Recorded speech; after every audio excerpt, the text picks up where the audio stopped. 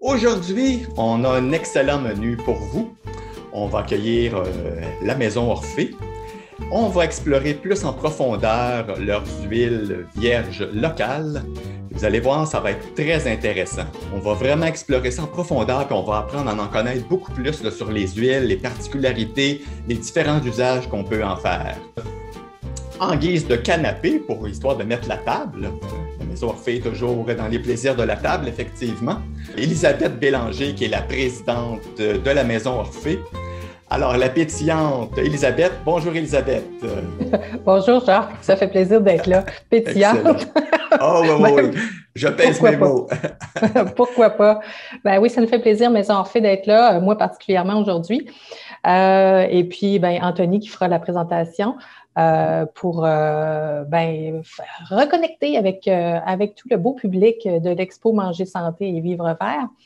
Alors aujourd'hui, ben oui, on est content de vous faire une présentation sur les huiles d'ici. On espère que vous allez en apprendre davantage et que ça vous donnera davantage envie de cuisiner avec les huiles fabriquées ici, qui sont parfois un peu plus méconnues ou peut-être plus difficiles à apprivoiser, je dirais, plus que l'huile d'olive qui, Vierge Extra, qui, elle, là, a le haut du pavé tout de même. Alors, sans plus tarder, je vais vous présenter Anthony DeWald. Anthony, qui est conseiller technique principal chez Maison Orphée.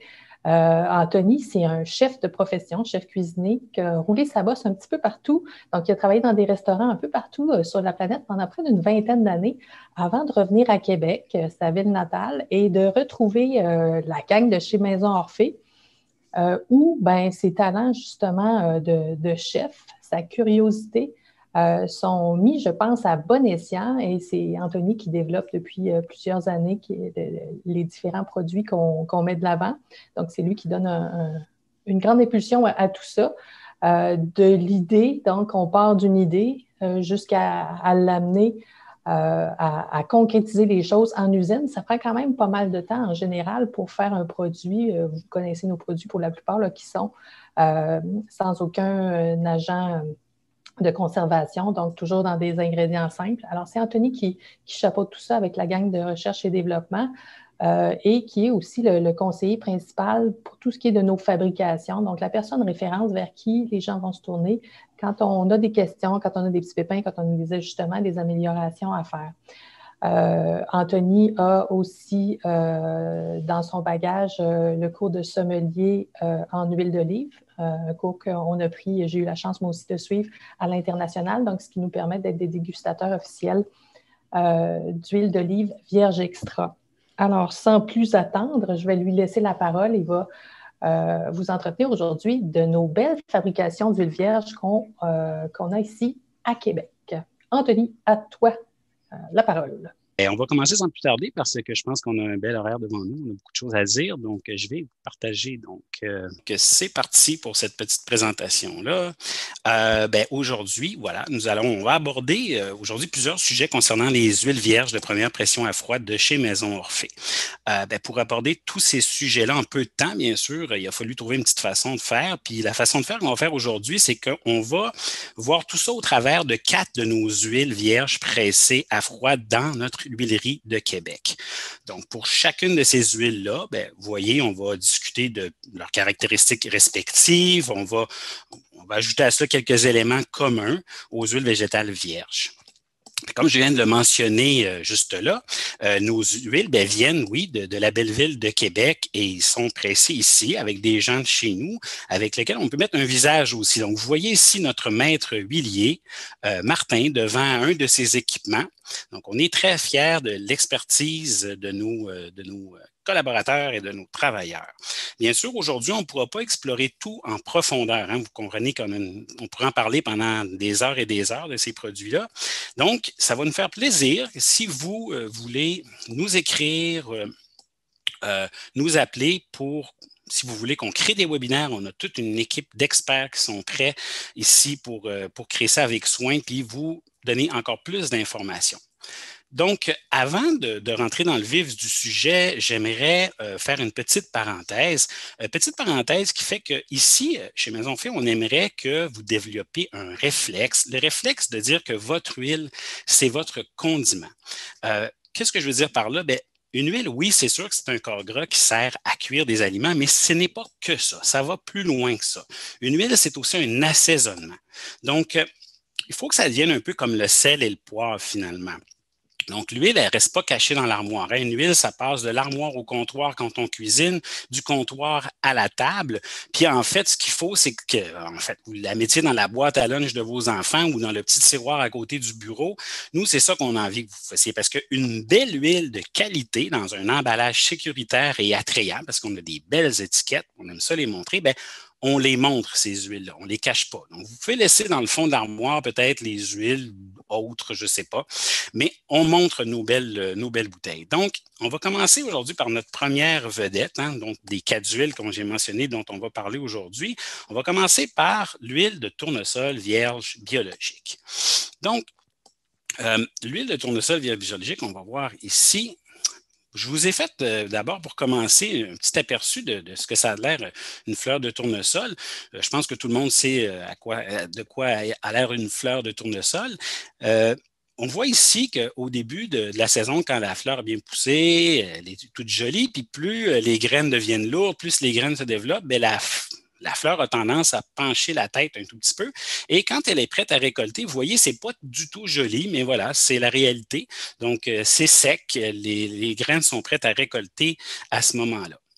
Et tant qu'à parler de champ, ben voilà, ici, on a une super belle photo d'Hélène, notre vice-présidente, qui se promène au Canada. Mais comme vous pouvez voir aussi, on a la particularité ici de chez Maison Orphée. On est bien fiers de se déplacer dans le monde entier pour aller voir nos fournisseurs. C'est très important d'aller voir ces fournisseurs et d'aller durant le temps de la récolte pour voir qu'est-ce qui s'y passe, parce que c'est sûr que c'est des produits que nous, après ça, on importe ici. C'est des produits qu'on vous offre, donc on vous vend. Donc, c'est très important pour nous d'aller visiter. Et ça, on le fait, bien sûr, hors pandémie. On le fait à chaque année et on espère que l'année prochaine, on va pouvoir retourner, que ça soit partout au travers du Canada, que ce soit en Espagne, au Chili, en Argentine, partout d'où viennent nos beaux produits. Maintenant, on va parler un petit peu plus en profondeur de notre huile de tournesol. Bien, notre huile de tournesol, elle a un profil différent des huiles de tournesol traditionnelles, on va dire. Notre huile de tournesol, on a fait un choix il y a une quinzaine d'années. On voulait une huile finalement qui était plus adaptée pour les transformateurs. Puis, à l'époque, on s'est tourné vers la graine oléique. Donc, notre graine de tournesol, c'est une graine oléique et sa composition chimique servait mieux pour la transformation. Mais finalement, au total des avantages qu'on s'est rendu compte de cette huile-là, bien, on a décidé de garder ce profil-là. Donc, c'est une huile qui, étant donc haute oléique, résiste mieux à la chaleur, elle est plus résistante, elle est plus stable. Puis, en fait, c'est une huile dont on peut se servir même pour la cuisson. On va le voir peut-être un petit peu plus loin. Regardez ici son profil organoleptique. Donc, l'aspect, vous le voyez, c'est une huile avec une belle couleur jaune paille.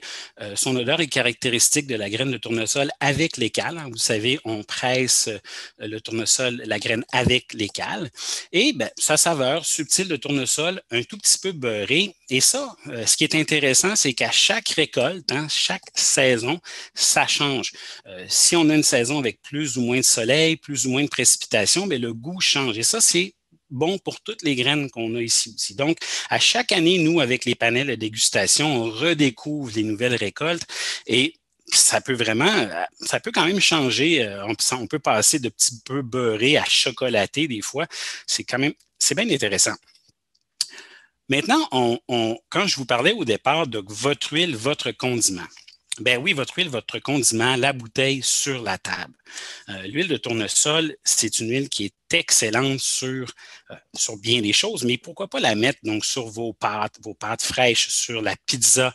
Vous savez, on a ce réflexe d'utiliser l'huile d'olive pour mettre un petit peu partout, puis on est bien d'accord avec ça, mais l'huile de tournesol, elle a sa place aussi, donc pour s'en servir comme un condiment, pas seulement pour un corps gras de cuisson. Donc, donner une twist, par exemple, à vos pâtes fraîches, les pâtes à tarte, c'est magnifique. Remplacez votre corps gras que vous utilisiez normalement, que ce soit un grand animal ou autre, pour vos pâtes à tarte. Vos pâtes à tarte pâte brisée, sablée, sucrée, vos biscuits de Noël, ça fait très bien aussi. Les granolas, comme vous voyez sur la belle photo qu'on a ici, ça fait des super granolas. Elle est vraiment aussi toujours gagnante là, avec de la moutarde ancienne, vinaigre rouge là, dans des salades, c'est super bon. Puis même au moment de servir une soupe froide, une soupe chaude, on peut mettre un petit filet d'huile dedans, ça donne de la saveur. Vous voyez, c'est l'assaisonnement dont je vous parlais tout à l'heure. Donc, puis aussi, ben, c'est super parce qu'on peut la mélanger. N'hésitez pas à mélanger vos huiles. On mélange à l'huile d'olive, à l'huile de canola, puis pour ceux qui sont un peu plus connaisseurs ou ceux qui veulent le devenir, ben, faites votre propre mélange personnalisé d'huile. Vous allez avoir votre huile personnalisée. Si vous préférez une huile qui va être plus riche en monoinsaturé, en polyinsaturé, en oméga 3, oméga 6, allez faire votre propre mélange, puis vous allez avoir votre super huile. Donc, vraiment personnalisé. Puis, il y a une petite dernière chose pour comment l'utiliser. Vraiment, le summum, je crois, c'est dans le popcorn avec de la levure alimentaire. On écoute un bon film. Là, c'est beaucoup plus sain que l'autre façon de faire. Puis, vraiment, là, c'est bon à s'en lécher les doigts, comme disait le colonel. Donc, maintenant, comment choisir une bonne huile? Je vais vous donner tout au long du webinaire des petits trucs à chaque huile. Donc, un élément à chaque fois à avoir pour choisir une huile de qualité. Donc, mon premier truc aujourd'hui, c'est toujours d'avoir le réflexe d'aller chercher une bouteille en verre foncé. Pourquoi? Parce que vous savez que la rancidité, c'est notre ennemi. Hein? C'est l'ennemi à l'huile. L'huile, c'est pas comme, par exemple, je ne sais pas moi, le vin qui a tendance à vieillir, à bien vieillir, tandis que l'huile, c'est le contraire. Ça peut devenir rance avec le temps. Puis l'ennemi, bon, comme je vous dis, la rancidité. Puis la rancidité, ça vient de quoi? La lumière, l'air et la chaleur excessive. Donc, si vous avez déjà un matériau comme le verre qui est inerte, qui ne laisse pas passer l'air et qui, en plus, une couleur foncée qui ne laisse pas passer la lumière, vous allez vous donner beaucoup de chances pour que vos produits se gardent beaucoup mieux. Donc ça, c'est mon premier truc. On va en avoir d'autres un petit peu plus tard. Maintenant, passons à notre deuxième vedette de cette heure du midi, l'huile de canola. Vous voyez un beau champ de canola ici. C'est jaune, c'est joli. Le canola, c'est d'abord... c'est le colza, hein? C'est le fameux colza qu'on a en Europe, qu'on connaît sous le nom de colza. Colza, ça vient d'un mot en néerlandais, colzade, excusez pour les néerlandais si je le prononce pas bien, qui veut dire chou. Probablement que c'est un croisement très ancien là, entre le chou et le navet. Puis c'est pas fou parce que considérant le goût du canola, ça goûte vraiment là, les légumes racines. Puis pourquoi canola? C'est simple parce que quand ça a été importé ici, c'est devenu donc Canadian Oil, donc Canada, Ola, Canada, canola. C'est pour ça que ça s'appelle comme ça. Je vais parler rapidement des huiles vierges versus les huiles raffinées. Pourquoi j'en parle pour le canola? Parce que notre huile de canola, contrairement aux huiles raffinées, elle a beaucoup de caractère. OK? C'est une huile qui n'est pas comme une huile raffinée incolore, inodore, sans saveur. Notre huile de canola, c'est vraiment le contraire. Malheureusement, les gens associent beaucoup le canola à une huile raffinée. Pourtant, c'est ça qui est drôle. S'il y en a vraiment une qui se distingue par rapport aux huiles raffinées, c'est bien elle, avec sa couleur jaune doré, son goût unique. Donc, on va l'analyser un petit peu plus tard. On a parlé de pression à froid aussi. Allons voir un tout petit peu comment ça fonctionne. Vous voyez ici un petit schéma. La pression à froid, c'est quand même assez simple. Ce qui n'est pas simple, c'est de gérer les paramètres qui sont autour de cette pression-là. C'est pour ça qu'on a des maîtres huiliers comme Martin pour nous faire ça. On voit le petit schéma ici. D'abord, réception des graines. On reçoit des graines de qualité qui ont été, dont on a enlevé les branches et tout. Parce que bien sûr, si vous commandez des graines avec 50 de branches, ce que vous faites, c'est de l'huile de branche. On essaye de faire de l'huile de graines ici. Donc, les graines arrivent. Vous voyez, c'est un principe assez simple. Les graines passent dans une vis sans fin. La vis sans fin, d'un côté, va l'huile, de l'autre côté, va le tourteau, qui est le résidu, le déchet. On va le voir tout à l'heure, un petit peu plus tard, qu'est-ce que c'est, le tourteau. Donc, une fois que cette huile-là, elle est pressée, elle est décantée et elle est filtrée. La filtration, c'est super important parce que, comme je viens de vous le dire, la rancidité, ça vient aussi par l'air, hein, l'oxygène. Donc, si mon huile est pleine de particules qui sont chargées d'oxygène, ça fait que je suis en train de mettre de l'air dans mon huile. Donc, ça serait un peu dommage de passer à travers de tout ce stratagème-là, de faire une belle huile, puis ensuite de là, d'injecter de l'air dedans. Donc, on la filtre pour enlever les particules qui contiennent de l'oxygène. Et ensuite de ça, tout simplement, conditionnement dans des bouteilles de verre foncé pour être sûr qu'elles se gardent bien et longtemps.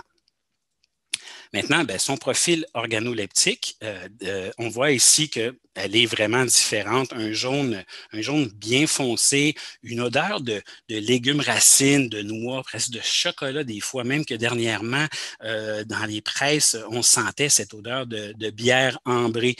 Donc vraiment, c'est un goût qui est velouté, qui évoque la noisette aussi, mais comme je vous dis, ça change à chaque année. Hein. Je crois que c'est l'année passée, c'était vraiment haricots verts. Bon, cette année, c'est peut-être un peu plus vers le côté noisette.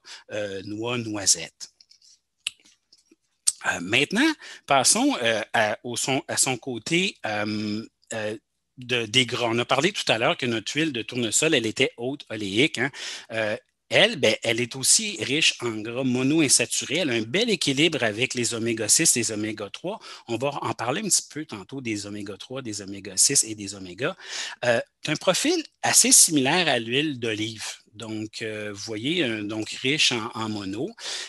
Mais ça en fait une huile stable, versatile, polyvalente aussi. Donc, on peut aussi s'en servir. Elle résiste quand même bien à la chaleur. On peut s'en servir à la cuisson. On va voir aussi, encore une fois, tout à l'heure, je ne veux pas tout vous vendre les punchs, mais on va voir un peu tout à l'heure par rapport à la cuisson, comment elle fonctionne. Allons voir encore une fois notre deuxième truc de la journée là, pour choisir une bonne huile. Donc, vous savez, les mentions, hein, vous allez voir sur l'étiquette une huile, par exemple, ici, vous allez voir sur notre étiquette aliments préparés au Québec, certifiés biologiques, sans OGM, sans gluten. Donc, ça, c'est toutes des informations quand vous êtes au supermarché qui sont rapides à voir sur la bouteille pour être sûr que vous choisissez une bonne huile de première pression à froid. Votre huile, votre condiment, on y revient. Qu'est-ce qu'on fait avec l'huile de canola? Comme elle est un peu méconnue, on n'est pas trop sûr de quoi faire, qu'est-ce qu'on peut faire avec, mais on peut faire énormément de choses avec l'huile de canola. C'est ça qui est le fun. Donc, l'huile de canola, c'est vraiment la meilleure pour vos recettes de muffins, gâteaux, mélangée avec un peu d'huile d'olive, mélangée avec l'huile de tournesol. Ça se mélange à merveille avec d'autres huiles. Les vinaigrettes, par exemple, à base d'érable, de moutarde,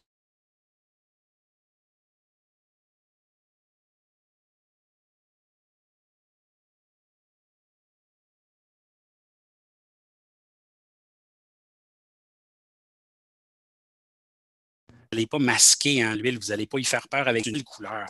Je dirais que c'est la numéro 1 probablement pour les légumineuses, les ragoûts, super avec des asperges grillées sur barbecue, un petit filet d'huile de canola après, c'est super bon. Alors, tout ce qui peut être amélioré finalement d'un petit goût de noix, un petit peu chocolaté, préparation de la mousse au chocolat, mettez de l'huile de canola dans votre mousse au chocolat, c'est vraiment super bon. Pour finir avec l'huile de canola, je crois qu'on dit que la ville de Québec semble-t-il, a inventé la poutine. Moi, j'ai aussi entendu dire que c'est de la ville de Québec qui vient la tradition de finir ses croûtes de pizza avec du beurre. Finissez donc vos croûtes de pizza avec de l'huile de canola en trempant dans l'huile de canola. Je pense que ça ferait un super bon mix. Donc, bon conseil, mangez vos croûtes. On va passer maintenant à la troisième huile, l'huile de sésame vierge biologique. Vous voyez ici, on a une belle photo des fleurs, des petites graines crues, bien entendu. Quand on presse des huiles, que ce soit n'importe quelle huile, on a un résidu qui s'appelle le tourteau. Donc, le tourteau, vous voyez, on a une photo ici, c'est une espèce de tube. C'est les résidus qui sont un peu comme agglomérés quand ils sortent de la presse. Les tourteaux, on peut juste, bien sûr, c'est une première pression. Hein. Les tourteaux, on ne peut plus les utiliser pour faire d'autres huiles. Hein. On n'est pas comme ça. Donc, les tourteaux, par contre, on les vend à des éleveurs de bétail à bas prix parce que leur vie n'est pas terminée. Donc, vous voyez, il n'y a pas de perte, puis on boucle la boucle en vendant ça donc aux éleveurs de bétail. Alors, on va voir un petit peu son côté organoleptique. Jaune pâle, donc un petit jaune pâle, un petit blanc cassé, une odeur subtile, ça, sésame cru, hein? On va le voir tout de suite après que c'est pas du sésame grillé, donc sésame cru, ça a des saveurs un petit peu d'arachide, pas trop grillé, là. Donc vraiment, ça a ce côté-là un petit peu cru, le côté organoleptique. comme je l'ai dit, surtout pas la mélanger avec l'huile de sésame grillée. L'huile de sésame grillée, c'est très bon, mais c'est souvent ce qui vient en tête. Quand on parle de sésame, on pense tout de suite sésame grillé. Mais vraiment, l'huile de sésame vierge, c'est une huile comme ça, donc au goût très, très subtil, tandis que l'huile de sésame grillée, vous le savez, elle est brune, elle a un fort goût de grillé, de torréfaction qui goûte même un peu la plure d'arachide. Donc vraiment, il faut faire la distinction entre ces deux huiles-là. Parlons maintenant du fameux point de fumée. Alors, je l'ai appelé fameux point de fumée parce que c'est des questions qui reviennent souvent, souvent à notre service à la clientèle aussi. Donc, d'abord, ce que je veux dire, c'est que le point de fumée, oui, c'est une information qui est importante. Maintenant, je crois que la chose la plus importante là-dedans, c'est de choisir l'huile qui convient à la bonne cuisson. Exemple, pour poêler, notre huile de tournesol désodorisée, notre huile de pépins de raisin, notre huile d'olive vierge extra, le sésame vierge, le canola, puis même notre tournesol vierge quand c'est utilisé de la bonne façon. Donc, si vous utilisez l'huile dans la poêle, ben vous ne la laissez pas brûler dans la poêle. C'est ça le problème. C'est que si on met de l'huile dans la poêle, puis on fait autre chose, puis on attend, ben oui, ça va atteindre une certaine température. Mais à ce que je sache, moi, je ne cuisine pas avec un thermomètre au laser à la chaleur. Donc, il faut faire attention, bien entendu. Donc, un petit truc, peut-être chauffer la poêle. Une fois que la poêle est chaude, mettez votre huile, votre aliment. Donc, c'est sûr que vous n'allez pas atteindre le point de fumée. Puis de toute façon, c'est ça que je veux dire aujourd'hui, c'est que vous n'êtes pas supposé vous rendre au point de fumée. Donc, si vous attendez, si vous avez un oubli, que vous faites autre chose et que l'huile fume, oui, c'est terminé. Mais vous n'êtes pas supposé vous rendre jusque-là. D'accord? Donc, c'est ça qu'il faut retenir. Puis, pour la cuisson indirecte au four, indirecte sur le barbecue, par exemple, bien, toutes ces huiles-là, on les utilise, plus d'autres huiles aussi qui sont supposées non résistantes à la chaleur. Vous pouvez les utiliser en cuisson indirecte. Donc, se souvenir qu'on ne doit pas se rendre jusqu'au point de fumée. Je pense que c'est ça qui est important de retenir. Maintenant, comme on dit qu'on allait aborder plusieurs sujets, on va voir aussi le sujet des antioxydants. Donc, les antioxydants, les huiles en contiennent et c'est tant mieux parce que l'oxygène, comment je pourrais dire, l'oxygène qu'on respire tous les jours, mais qui est indispensable à la vie, ben, on ne peut pas s'en passer comme de raison, mais elle donne naissance dans l'organisme à des dérivés qui causent des dégâts à nos cellules. Hein, on vieillit avec ça. Puis ça, ben, c'est les radicaux libres. Mais la nature, encore elle a créé une parade qui est ultra performante pour la protection interne. Puis ça, c'est la protection antioxydante. Donc, comme je vous dis, les huiles en contiennent. L'huile de sésame en contient aussi particulièrement beaucoup. Et les huiles d'olive aussi.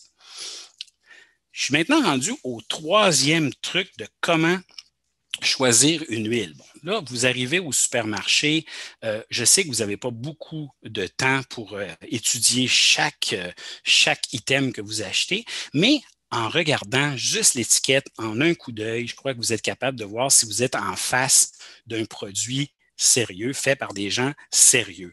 Donc, même si c'est un choix difficile à faire, je viens de vous donner quelques trucs déjà pour vous diriger dans l'allée pour aller à la bonne place. Puis, si je regarde l'étiquette, bien, un produit sérieux va dire la provenance, hein, d'où ça vient. Il va avoir une adresse retraçable facilement aussi. Il va avoir un numéro de téléphone où quelqu'un répond. Ça, c'est bien important, un numéro de téléphone, quelqu'un répond, sinon ça ne sert à rien. Donc, une indication de la température de pressage, par exemple, ou un tableau des valeurs nutritives qui a du bon sens, hein, avec des chiffres dessus qui ont du bon sens, puis ben, une date de péremption. Donc, si vous allez souvent vers d'autres huiles, vous n'allez pas avoir nécessairement ces informations-là qui sont, d'après moi, très importantes pour choisir un produit de qualité. Allons maintenant dans votre huile, votre condiment. Donc, encore une fois, l'huile sur la table. Bien, notre huile de sésame vierge, elle est polyvalente. Hein? C'est une huile qui est, comme j'ai dit, un peu plus subtile, mais elle est aussi bien adaptée pour la cuisson que pour les vinaigrettes. Moi, c'est une de mes préférées pour les vinaigrettes. Dans les sautés de légumes, sautés au wok, tofu, volaille, c'est super, ça donne un bon petit goût au sauté. Recette de pain d'âne, par exemple. Hein, quand on prend une petite boule de pain d'âne pour la faire lever dans le beurre clarifié, bien, ça remplace très bien le beurre clarifié. Vous mettez de l'huile de sésame dans votre cul de poule. Sur des fèves juste en fin de cuisson, c'est super bon. Dans les salades, là, on peut peut-être y aller plus avec vinaigre de balsamique blanc, parce que on va avoir un petit peu de subtilité dans tout ce qu'on fait pour pas cacher le goût de notre huile. Moi, je vais vous donner un truc que je fais, peut-être que vous le connaissez, mais moi, je fais ça. J'achète mon beurre d'arachide 100% arachide. Alors, quand je suis dans l'allée et je regarde le beurre d'arachide dans les pots, j'essaie de prendre celui qui a le plus de décantation d'huile sur le dessus. Alors, une fois que j'arrive à la maison, ce que je fais, j'ouvre le pot, j'enlève toute cette huile d'arachide-là et je la remplace par une huile comme l'huile de sésame, par exemple, qui est parfaite pour ça. Mais si vous voulez, vous pouvez la remplacer par le goût que vous voulez. Vous pouvez mettre de l'huile de sésame grillée si vous voulez quelque chose comme ça. Si vous voulez que votre beurre de pinot soit un genre de Nutella, ben allez-y pour l'huile de noisette. Donc, on remplace cette huile-là, plus sain, en tout cas, le profil d'acide gras est plus sain que l'huile d'arachide avec ces genres d'huile-là. Donc, ça, c'est un petit truc que je trouve bien, bien le fun. Maintenant, on va passer à notre quatrième huile pour aujourd'hui.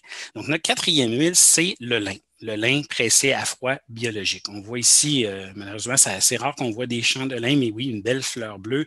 La graine, à peu près de la même grosseur qu'une graine de sésame, mais un peu plus luisante. Cette huile-là, c'est notre championne en oméga 3. OK?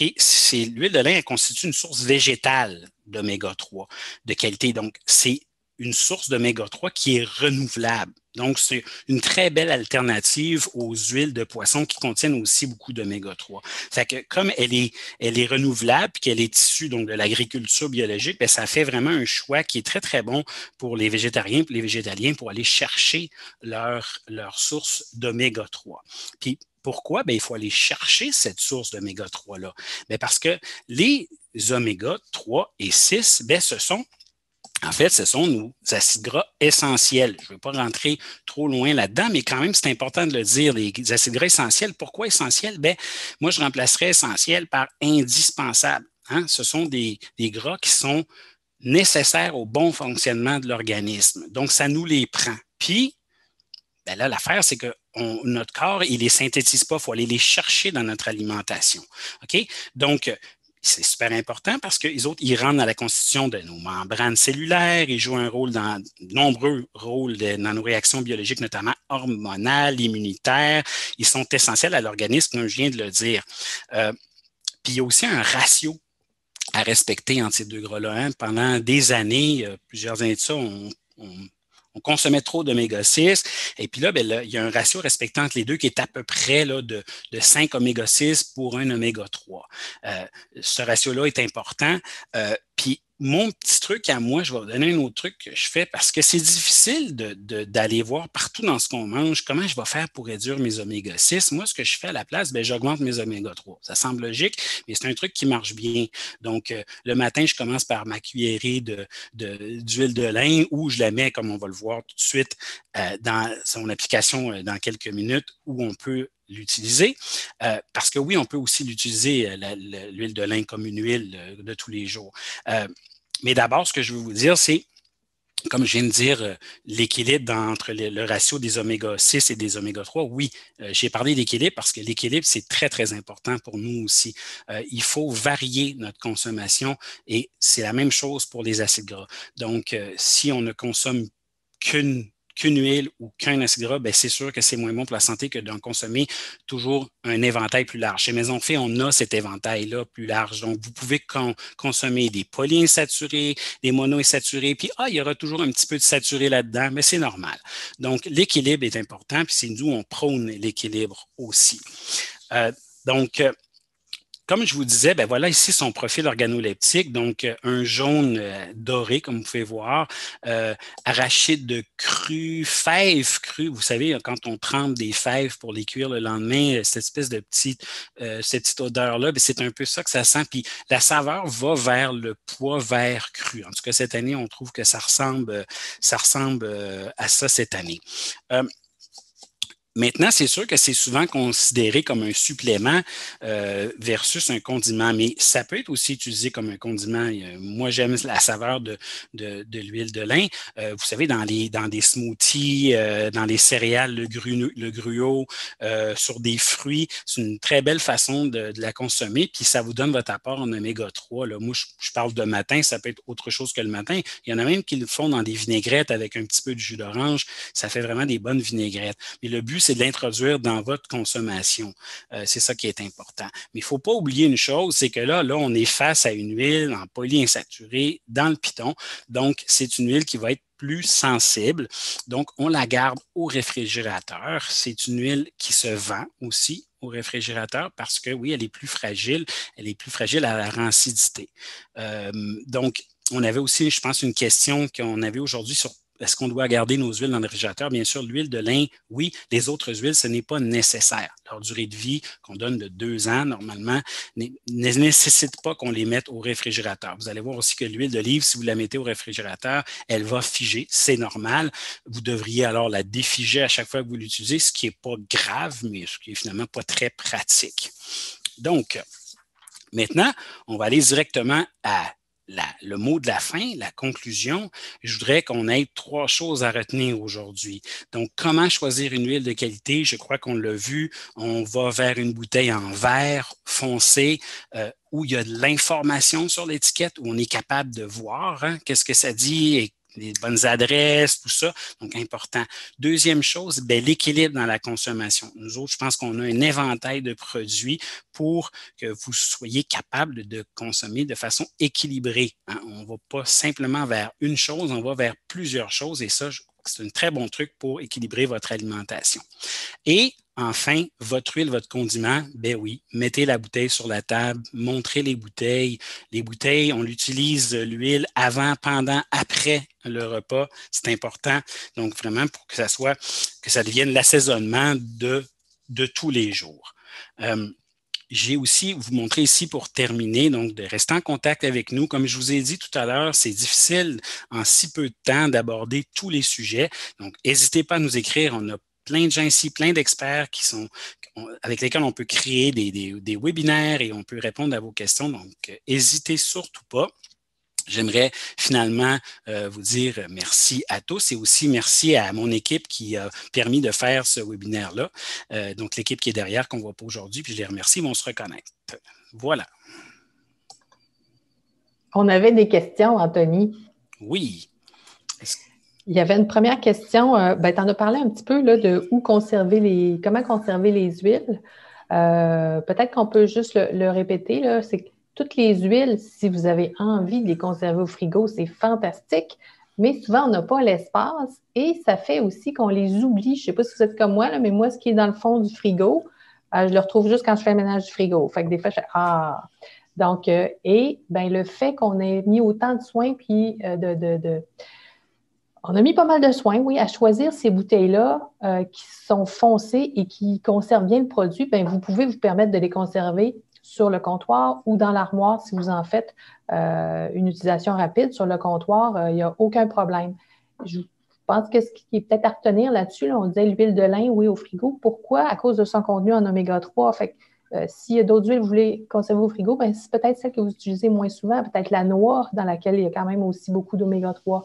Pourquoi? Parce que les oméga 3, on l'a dit tantôt, acide gras essentiel, un acide gras essentiel qui en fin de compte, va s'attacher à d'autres molécules assez facilement. Fait que c'est pour cette raison-là qu'il peut s'oxyder plus vite. Justement, il va être moins stable de façon chimique, beaucoup plus intéressant pour le corps qu'un acide gras saturé, mais a le désavantage de l'autre côté, donc de se conserver peut-être un petit peu moins bien et moins longtemps s'il n'est pas dans les bonnes conditions. Alors, pour la personne qui posait cette question-là, puis on nous demandait, est-ce qu'on doit transférer, mettons, une bouteille dans une demi-bouteille ou quand on a une demi-bouteille, est-ce qu'on la transfère dans un contenant plus petit? Qu'est-ce que tu dirais, toi, à ça, Anthony? C'est sûr que l'air, c'est quelque chose qui va pas jouer dans notre avantage, bien entendu.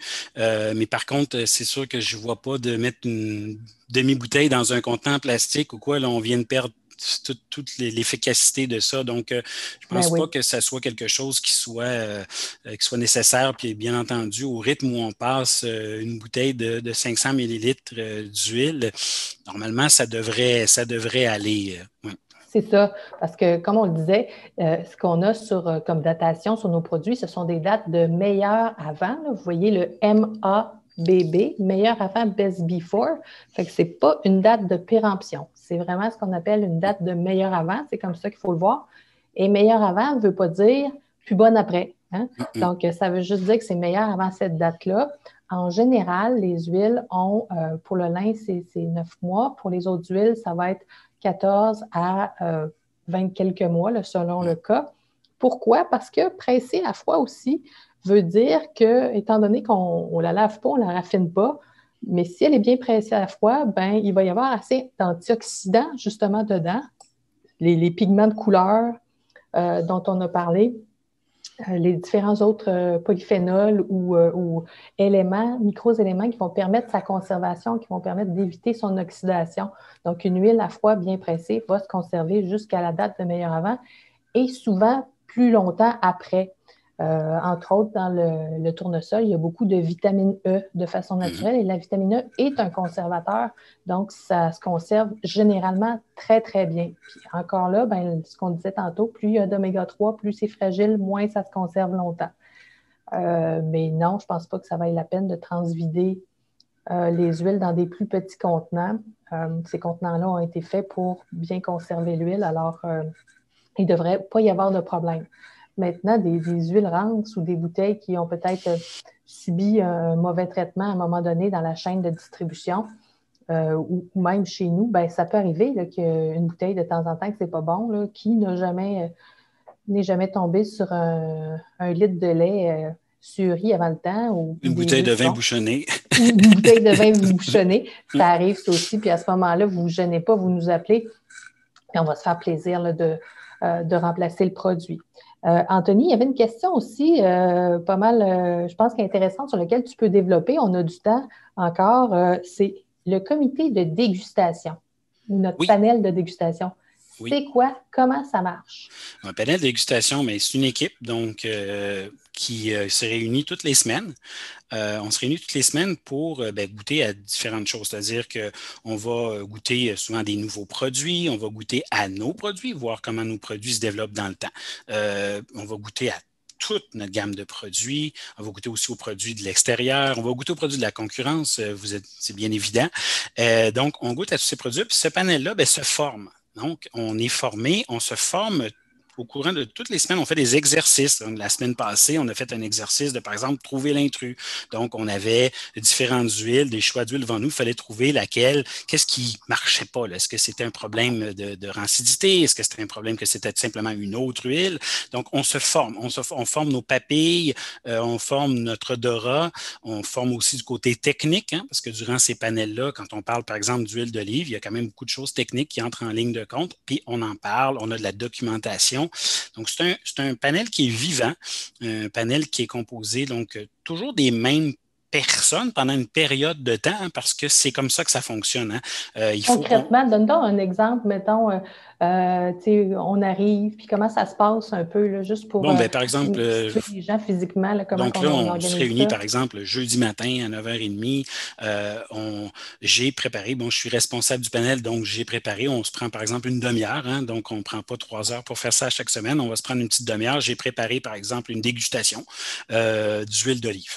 Donc, on va déguster différentes huiles d'olive. On a avec nous des outils, hein, des outils pour détecter, des outils d'information pour voir quelles sont les qualités, quels sont les défauts dans l'huile. Finalement, des fiches, oui, des fiches. Une fiche de dégustation, tu veux dire. Moi, je prépare une fiche de dégustation, mais aussi des outils au travers de ça pour nous aider. Donc, bien sûr, il y a beaucoup de paramètres, d'aspects. Donc, on a des fiches de dégustation pour noter exactement qu'est-ce qu'on goûte, qu'est-ce qu'on sent.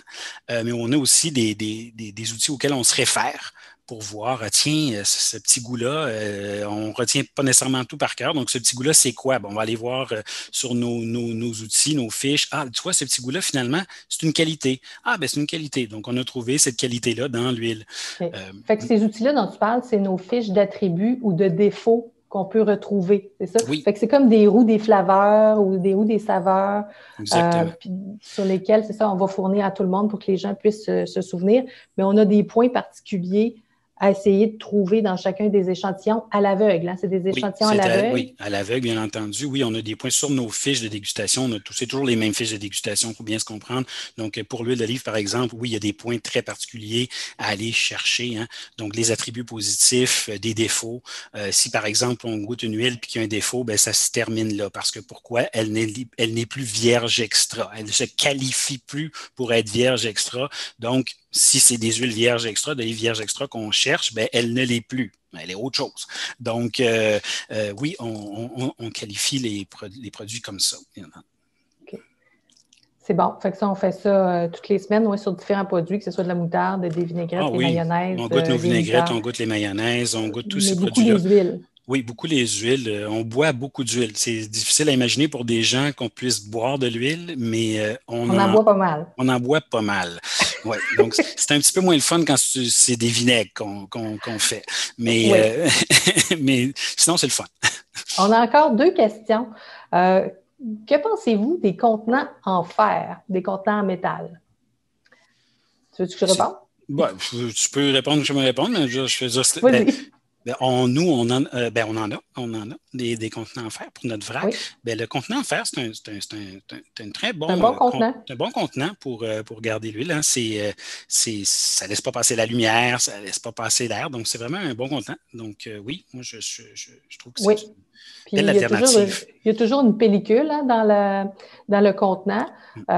C'est une pellicule qui est un peu plastifiée, mais sans bisphénol ou sans truc du genre. Mais c'est un très bon contenant en général, le contenant en fer. C'est pas facile, hein, les contenants. Il y a beaucoup de gens qui nous posent beaucoup de questions là-dessus. Ah oui, mais le verre, tu sais, c'est une matière, est-ce que c'est bon? Bon, puis on a tout le côté environnemental. En ce moment, je vous dirais que la bouteille de verre est notre meilleur choix encore pour conserver nos huiles parce qu'il y a un côté de qualité hein, on veut garder dans tout ça. Puis au plan environnemental, bon, pour le moment, là, c'est le meilleur choix qu'on a aussi. Mais je vous dirais qu'on est toujours en train de travailler sur ce sujet-là des contenants. On a une question qui nous vient aussi, qui nous demande est-ce que nos fournisseurs de matières premières sont toujours les mêmes pour la constance? En fait, on essaye, hein, oui. C'est sûr que c'est pas oui, c'est les mêmes. Le plus possible, c'est les mêmes. Le plus possible, c'est les mêmes, oui, bien entendu. Mais il y a des années où il y a des gens qui n'ont pas les quantités nécessaires. Exactement, on va acheter une partie, puis après ça, on va devoir se retourner vers d'autres fournisseurs. Il y a des années, c'est la qualité qui n'est pas là aussi. Ça arrive. Dans tout, on travaille avec de la matière qui est 100% naturelle, qui arrive du champ. Fait on le sait, là, des avaries, ça arrive parfois, mais on travaille pas mal toujours avec les mêmes fournisseurs, mais on en cherche toujours des nouveaux. Pourquoi? Parce que vous êtes de plus en plus de gens à consommer les produits, donc on a toujours besoin de plus de fournisseurs, de graines de toutes sortes, de fruits, etc., etc. J'ai encore une question. Est-ce qu'il y a une différence entre les huiles d'olive vertes et noires au goût? Ben oui. Maintenant, qu'est-ce qu'une olive verte, qu'est-ce qu'une olive noire? Hein? On se comprend qu'une olive, ça mûrit. Hein? Donc, on passe de vert à plus foncé. Maintenant, ce que vous voulez dire je comprends qu'on veut dire une olive verte, une olive noire, donc mûre ou pas mature, finalement. Donc, une olive verte, oui, il y a une différence de goût. C'est bien évident. C'est même une des premières choses qu'on goûte quand on goûte une huile d'olive. On va chercher s'il y a un défaut en premier. Puis la deuxième chose qu'on fait, c'est qu'on attribue si elle est verte ou mûre. Mais pour bien faire, elle peut être les deux. Hein? Donc, parce que si j'ai un mélange, par exemple, hein, les cultivars d'huile, d'olive, on les mélange des fois, comme on le fait pour le vin, hein, comme un cabernet sauvignon avec plus de ci ou de ça dedans, ben, on fait la même chose avec les olives. Mais oui, normalement, la première chose qu'on fait en dégustation, on vérifie le défaut, pas de défaut, on continue. Et là, on dit, est-ce qu'elle est verte ou est-ce qu'elle est mûre? Donc, vraiment, la verte va goûter la tomate, la tige de tomate va goûter un peu le gazon un peu vert, fraîchement coupé, puis tout ce qui est vert finalement, tout ce qui n'est pas mûr, tandis que la mûre va goûter un peu plus, la banane mûre, ça revient souvent. Le poivré souvent. Oui, le poivré, oui, va venir un peu plus gratter la gorge. Mais oui, il y a une grande différence entre les deux. Mais comme je vous dis, ce qui nous fait des fois, on se fait un petit peu avoir parce qu'on ne sait pas, même dans le panel, on hésite, on n'a pas les mêmes opinions sur le vert et le mûr parce que oui, s'il y a un mélange, ça peut être un peu difficile à déterminer. En général, par exemple, on peut dire une chose, c'est que dans l'olive verte, les huiles d'olive qui vont provenir d'olives plus vertes, c'est qu'on va avoir beaucoup plus d'amertume en général, n'est-ce pas? Donc, ça, c'est une note, là, c'est une qualité qu'on recherche aussi, c'est dans le fruité de la chose, de retrouver de l'amertume. Puis ça vient souvent plus dans les huiles d'olive vertes, donc non matures, que celles qui ont eu le temps de maturer. Qui sont plus piquantes, oui, c'est ça. Oui, qui vont être un peu plus poivrées. On nous demande aussi, est-ce que dans l'olive mûre, il y a plus de polyphénol? Il y a plus de polyphénol dans l'olive verte. Donc, dans les huiles là, qui sont d'olive non mature. Oui. Non matures, là, donc les premières récoltes, souvent, tout ça, les early harvest, là, c'est vraiment oui, des huiles qui sont plus pleines d'antioxydants. Oui. Encore une fois, je vous remercie beaucoup, Elisabeth, Anthony. Continuez votre beau travail. C'est super intéressant de voir toute la profondeur qu'il y a derrière votre entreprise qui rayonne maintenant coast to coast, comme on pourrait dire. Hein? Vous êtes vraiment partout. Oui, puis on invite les gens à nous écrire. Hein? Gênez-vous pas, écrivez-nous si vous avez des questions. Là. On vous lit tous les matins. Tous les matins, toute la journée, là, mais tous les matins, avec plaisir. Puis Jacques, si je peux me permettre, là, on souhaite vraiment de passer à travers tout ça, puis que l'année prochaine, on fasse une édition Expo Manger Santé extraordinaire. Oui, en personne. Puis qu'on se mette dans le comité de dégustation. Effectivement. Bon, bravo. En tout cas, vous souhaitez bonne chance. Et puis, comme on sait que vous êtes en expansion aussi, si jamais il y a des fournisseurs de matières premières à l'écoute, on les invite à vous contacter aussi. Bravo, puis merci beaucoup. Puis voilà, bonne santé, joyeux printemps. Merci. Merci à tous. Au revoir. Au revoir. Voilà.